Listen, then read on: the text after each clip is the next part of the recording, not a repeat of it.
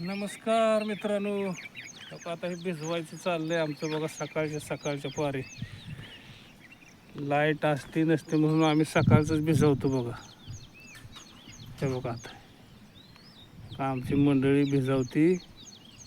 ते बघा हे गवारी टोपली, तिला आता आंबवणी देऊन घेतलं म्हणजे सगळी भिजून निघेल.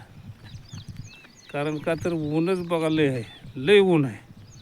आणि त्या उन्हामुळं काय होते, वाम जे निघतात ते जळून जातात.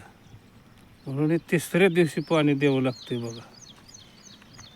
कारण ऊन अजून काय कमीच झालं नाही, ऊन वाढतच चाललं. म्हणून हे पाणी लवकर द्यावं लागतं बघा.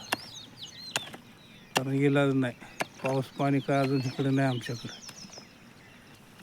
तवा पडेल पण ही पिकं पाणी तरी झोपली पाहिजे ती की. नाही झोपून काय करता, जळून जातील. म्हणून पाणी लवकरात लवकर द्यावं लागतंय, त्याला इलाज नाही. 1-2 पाऊस झालं म्हणजे जरा तेवढी जमिनीची धूप बसेल ना. पण इकडं पाऊसच नाही आता. केव्हा पडेल तेव्हा पडेल. आणि आपली पिकं पाणी तर झोपली पाहिजे की. महत्त्वाची पिकं पाणी झोपली पाहिजेत. म्हणते ते आता पडेल पण केव्हा पडायचं आता. इकडं आपण पाक गुडघ्यावर आलो आहे बघा.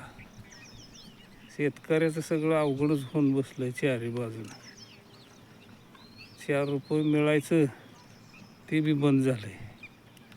पाऊस पाणी नाही, इकडं पिकं करावी ती जळते ती. सगळं अवघड होऊन बसले.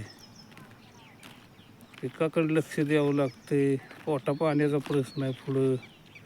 पाऊस जर नाही पडला तर मग अवघड आहे. म्हणून हे बघा काळजी घ्यावी लागते पिकांची. तर काही सगळं राहणं हे तयार करून ठेवले ते, पण पाऊसच नाही. काय करतात हाय हे तरी पिकं झोपली पाहिजे ती की. म्हणून बघा हे आपलं सकाळची कामं उरकून घ्यायची.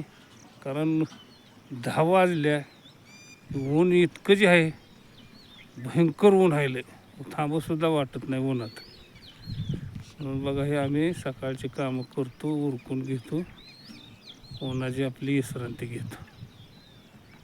हे काही सगळे आम्ही प्लॉट मागं मोहर लावलेलं आहे बघा. खुरपून तयार केलं आहे सगळं. त्याला आता खाया टाकायचं आणि भिजवून घ्यायचं.